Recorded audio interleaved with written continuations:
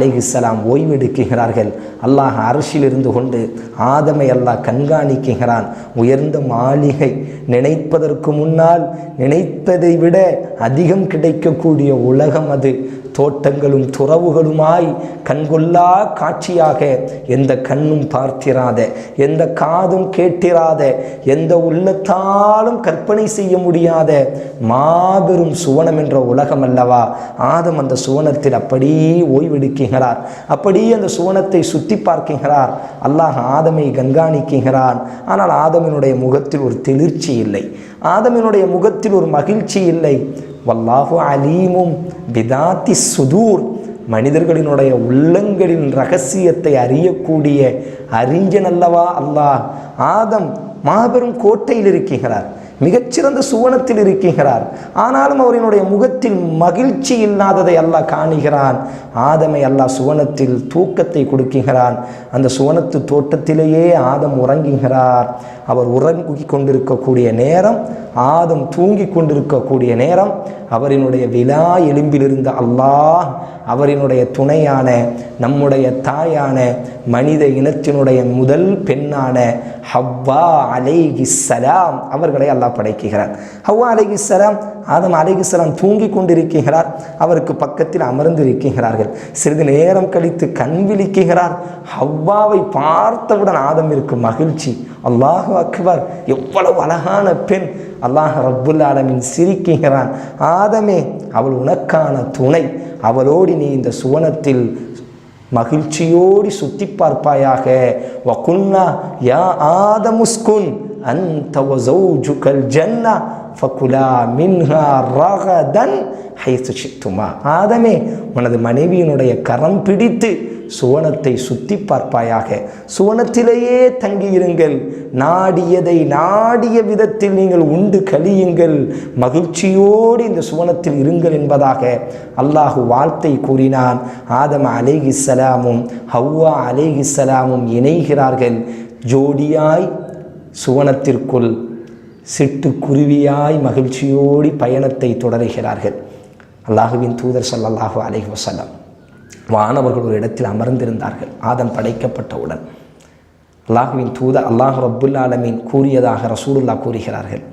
ஆதமை அல்லாஹ் அழைத்தான். ஆதமே, அதோ வானவர்கள் அங்கே அமர்ந்திருக்கிறார்கள், அவர்களுக்கு நீ முகமன் கூறுவாயாக, அவர்களுக்கு நீ வாழ்த்து கூறுவாயாக. ஆதம் அலைஹிஸ்ஸலாம் கேட்டார்கள், யா அல்லாஹ், எப்படி வாழ்த்து கூற வேண்டும் பிற மனிதர்களுக்கு? ஒரு மனிதர் பிற மனிதனுக்கு எப்படி முகமன் கூற வேண்டும் யா அல்லாஹ்? அஸ்ஸலாமு அலைக்கும் வரஹ்மத்துல்லாஹி வபரகாத்துஹு. நாம் பேசக்கூடிய சலாம், நம்முடைய தாயை காணும் பொழுது நாம் உதிரக்கூடிய சலாம், நம்முடைய நண்பர்களை காணும் பொழுது நாம் சொல்லக்கூடிய இந்த சலாமை கற்றுக் கொடுத்தவன் யார்? உலகத்தில் எத்தனையோ வாழ்த்துக்களை கூறுகிறோமா இல்லையா? உலகத்தில் நம்முடைய தோழர்களை காணும் பொழுது எத்தனையோ முகமனை கூறி நாம் வரவேற்கிறோமா இல்லையா? உலகத்தினுடைய எல்லா முகமனை விடவும், எல்லா வாழ்த்துக்களை விடவும் மிக உயர்ந்த வாழ்த்தும் மிக உயர்ந்த முகமனும் அல்லாஹ் மனிதனுக்கு கற்றுக் கொடுத்த இந்த வார்த்தை தான். அஸ்ஸலாமு அலைக்கும் வரஹ்மத்துல்லாஹி வபரகாத்துஹு. உங்களின் மீது அல்லாஹ்வுடைய சாந்தி உண்டாகட்டும், உங்கள் மீது அல்லாஹ்வுடைய கருணை உண்டாகட்டும், அல்லாஹ்வுடைய அபிவிருத்தி உண்டாகட்டும். ஆதம் கற்றுக்கொண்டு வானவர்களின் இருக்கக்கூடிய இடத்திற்குள் செல்கிறார். ஓ வானவர்களே, அஸ்ஸலாமு அலைக்கும் வரஹ்மத்துல்லாஹி வபரகாத்துஹு. வானவர்கள் சிரித்த முகத்தோடு பதில் கொடுத்தார்கள், வ அலைக்கும் சலாம் வரஹ்மத்துல்லாஹி வபரகாத்துஹு. ஆமென். அன்பு தோழர்களே, அல்லாஹுவின் தூதர் ஸல்லல்லாஹு அலைஹி வஸல்லம் அஃப்ஸுஷ் ஸலாம் வ அத்இமுத் தஆம், சலாமை பரப்புங்கள், பசித்திருப்பவருக்கு உணவு கொடுங்கள், வஸிலுல் அர்ஹாம், உறவுகளை சேர்ந்து வாழுங்கள், அல்லாஹ் உங்களை சுவனத்தில் நுழைய வைத்து விடுவான். உங்களுக்கு யார் சலாமை முந்தி உரைப்பாரோ அவரினுடைய உள்ளத்திலிருந்து அல்லாஹ் பெருமையை நீக்கி விடுகிறார். உங்களில் யார் சலாம் உரைக்கிறாரோ, அஸ்ஸலாமு அலைக்கும் என்று சொன்னால் அவருக்கு 10 நன்மை, வரஹ்மத்துல்லாஹ் என்று சொன்னால் அவருக்கு 20 நன்மை, அஸ்ஸலாமு அலைக்கும் வரஹ்மத்துல்லாஹி வபரகாத்துஹு என்று சொன்னால் அவருக்கு 30 நன்மைகளை அல்லாஹ் ரப்புல் ஆலமீன் கொடுப்பான் என்பதாக ரசூலுல்லாஹி ஸல்லல்லாஹு அலைஹி வஸல்லம் அவர்கள் கூறினார்களே, அதைத்தான் ஆதமிற்கு அல்லாஹ் கற்றுக் கொடுக்கிறான்.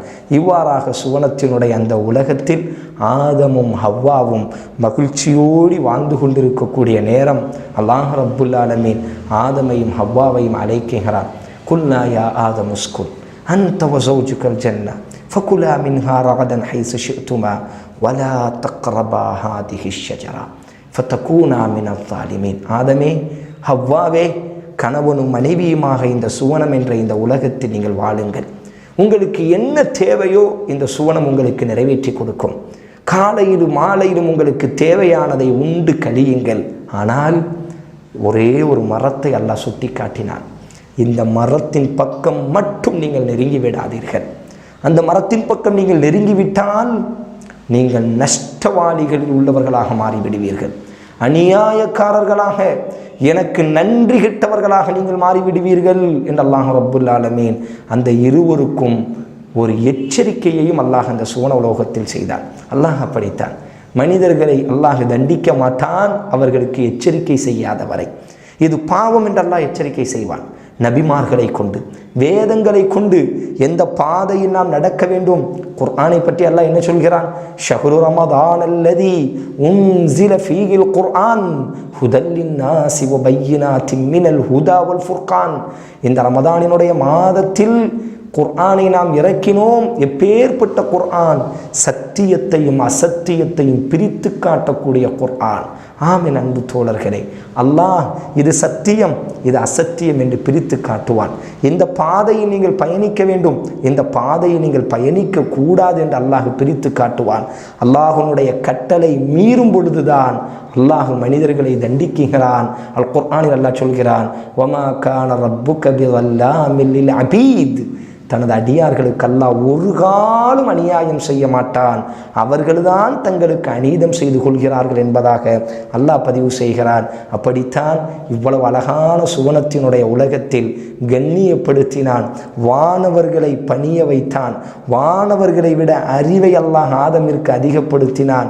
அவர் முகத்தில் தெளிச்சி இல்லாததை கண்டபொழுது அவர் மகிழ்ச்சி அடைவதற்காக அவருக்கான துணையை அல்லாஹ் ஏற்படுத்தி கொடுத்தான். சுவனத்தையே அல்லாஹ் அவருக்காக படைத்தான். ஆனால் ஒரே ஒரு கட்டளை மட்டும் அல்லாஹ் இட்டான். மனிதா, ஆதமே, அதோ அந்த மரத்தின் பக்கம் மட்டும் நெருங்காதே என்று அல்லாஹ் கட்டளையிட்டான். ஆனால் ஆதம் அலைஹிஸ்ஸலாம் அந்த கட்டளையை மீறினார். எப்படி மீறினார்? யார் அதற்கு காரணம்? அதனால் அந்த ஆதமும் ஹவ்வாவும் அடைந்த தண்டனைகள் என்ன என்பதை இன்ஷா அல்லாஹ் நாம் நாளைய தினம் பார்க்கலாம். அஸ்ஸலாமு அலைக்கும் வரஹ்மத்துல்லாஹி வபரகாத்துஹு. எவ்வளோ நேரம்?